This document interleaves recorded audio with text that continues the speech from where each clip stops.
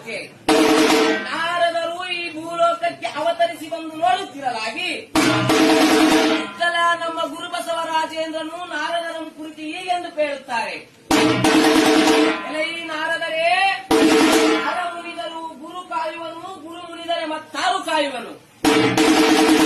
ಈಗ ಗುರುವಿನ ಸ್ವರೂಪವು ನಾನಲ್ಲವೇ? ಎನ್ನಯ ಗುರುವಿನ ಮಹಿಮೆಯನ್ನು ಭಕ್ತಾದಿಗಳು ಯಾವ ಪ್ರಕಾರವಾಗಿ ವಿಜೃಂಭಣೆಯಿಂದ ನೆರವೇರಿಸುತ್ತಾರೆಂದರೆ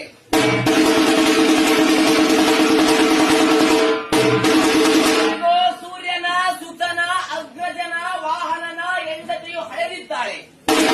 ಭಕ್ತಾದಿಗಳು ನನಗೆ ಗಿಣ್ಣದ ನೈವೇದ್ಯವನ್ನು ಕೊಡುತ್ತಾರೆ. ಹೇಗೂ ಕೈಲಾಸದಿಂದ ಭೂಲೋಕಕ್ಕೆ ನೀ ಇಳಿದು ಬಂದಿರುವೆ, ಎನ್ನೊಡನೆ ಗಿಣ್ಣದ ನೈವೇದ್ಯವನ್ನು ಸ್ವೀಕರಿಸಬಾರದೆ. ಹೀಗೆನ್ನಲು ನಾರದರಿಗೆ ಈ ವಾಕ್ಯವು ಅರ್ಥವಾಗದಿರಲು ಗುರುಬಸವರಾಜನನ್ನು ಕುರಿತು ಬೇಡಲು